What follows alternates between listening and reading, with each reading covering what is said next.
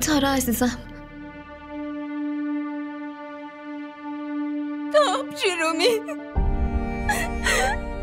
ببینید چه اتفاقایی برام افتاد.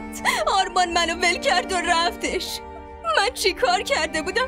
به هیچ کی کاری نداشتم، هیچ وقت بد کسی رو نگفتم، اما چرا برای من همچین اتفاقی افتاد؟ به من بگین.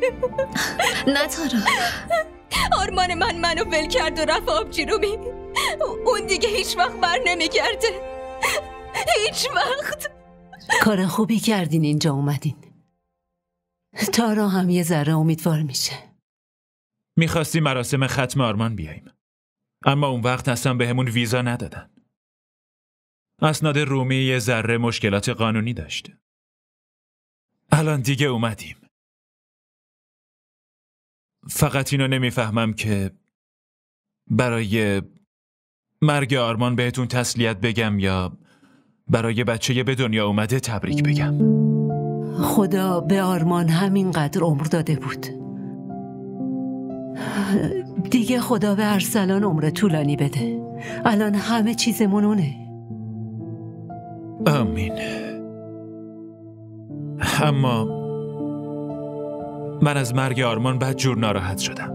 خیلی آدم خوبی بود، یه آدم خنده‌رو. خب راستش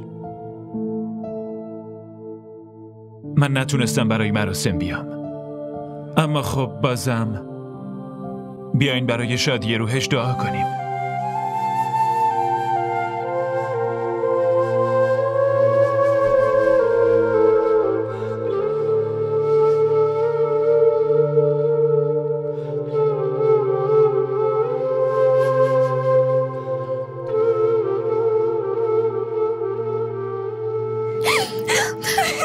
بس کن تارا جان، چقدر دیگه میخوای گریه کنی؟ من اصلا نمیفهمم. من همیشه گریه میکنم آبجی، شب و روز گریه میکنم، اما اینجا هیچکی اشکای منو نمیبینه، هیچکی. باشه بس، من دیگه اومدم. همه چی خوب میشه. همه چی خوب میشه. آرمان من دوباره برمیگرده. وقتی آرمان نمیتونه برگرده، پس چطور همه چی میتونه خوب بشه؟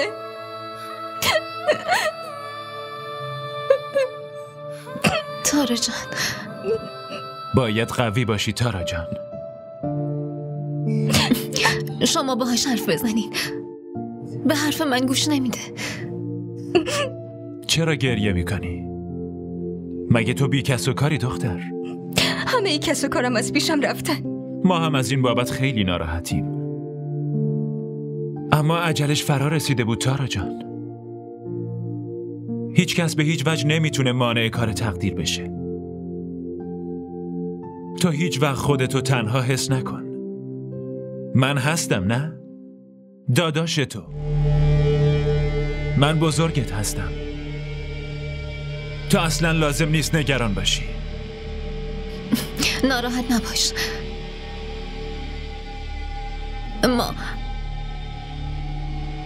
ما اومدیم تو رو ببریم.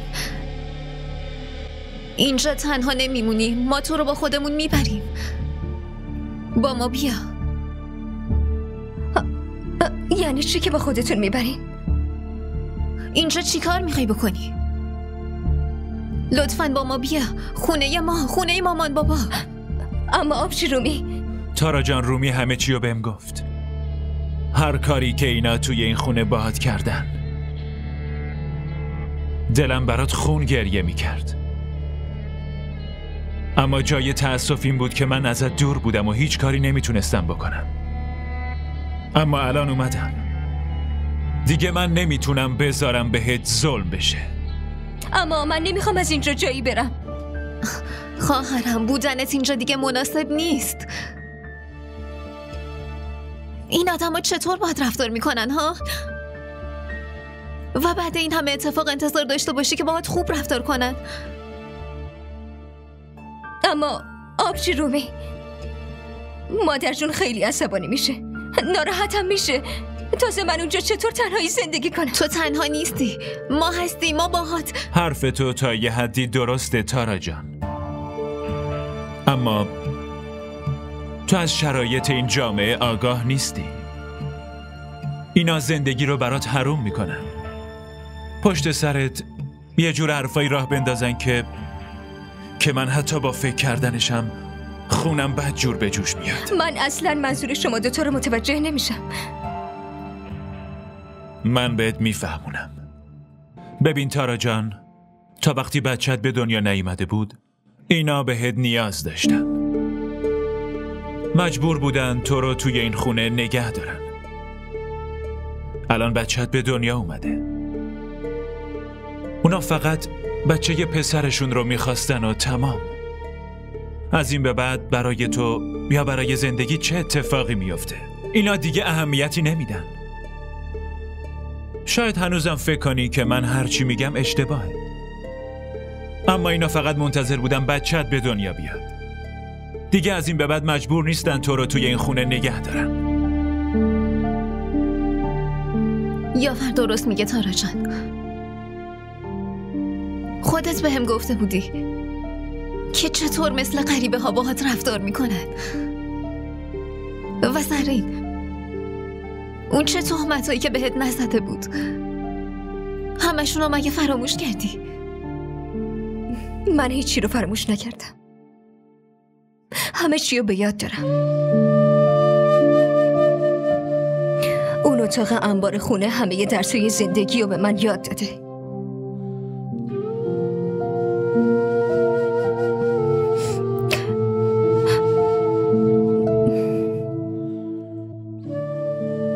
من دیگه الان حاضرم با شماها بیام.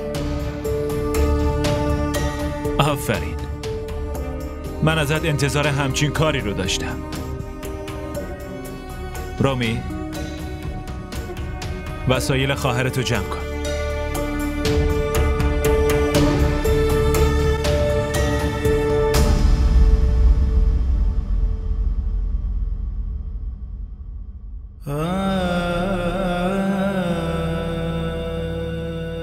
تو تنها نیستی، ما همیشه کنارتیم.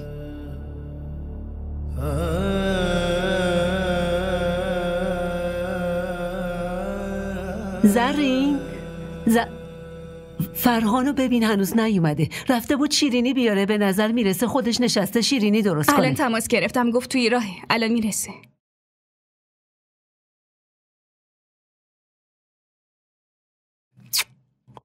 بفرمایید بشینید. نه خیر، ما دیگه میریم، خیلی وقته که اومدیم. تارا جان، با مادر شوهر و زن داداشت خداحافظی کن، دیگه دیرمون شده. تارا که همینجا میمونه، شما میخواین برین مگه نه؟ خاله جان، تارا هم قراره با همون بیاد. اون دیگه خیلی اینجامون، از این به بعد خونه ی آبجیش میمونه. تو چی داری میگی؟ آخه اینجا خونه خودشه. نمیفهمم پس چرا بخواد با شما بیاد؟ خونه تارا بود، بعد از فوت آرمان دیگه مناسب نیست که اینجا بمونه و زندگی کنه. واسه همین ما میخوایم با خودمون ببریمش. این چه حرف مزخرفیه که میزنید؟ آخه اصلا شما تارا رو بدون رضایت من چطور میتونین از اینجا ببرین؟ ما با رضایت خودمون اینو نمیبریم، بلکه تارا با رضایت خودش از اینجا میخواد بره. نمیخواد بیشتر از این اینجا بمونه. تارا جان، من چی دارم میشنوم؟ مادر جون، من با آبجی رومی و داداش یاور میخوام برم.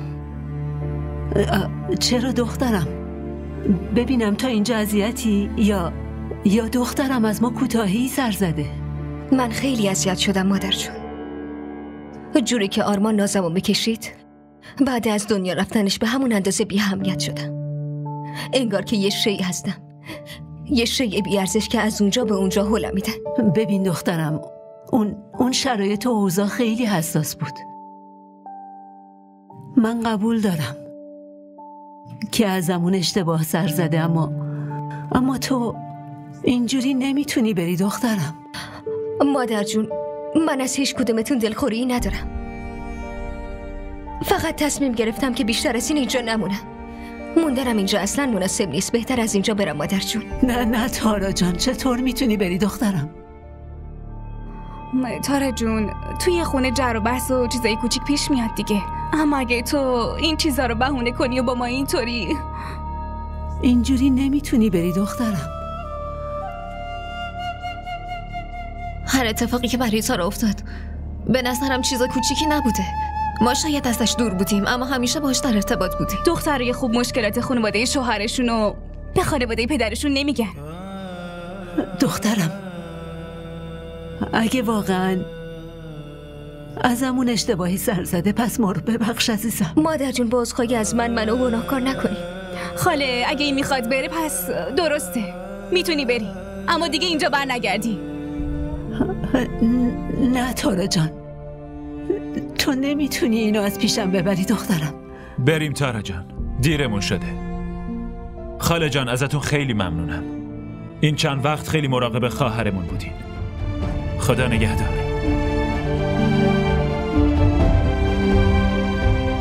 تارا دخترم، خدا نگهدار مادر جون. دیگه بر نمیگرده، شما نگران نباشین. بریم. خدا حافظ. تا زریمانشو برو. خاله، ولش کنی، خواهرشه، داره مسئولیتشو انجام میده. خیلی کار خوبی کردن بردنش. یالا بیاین بشینیم. اما بیاین هیچی نمیشه، بیاین بشینیم.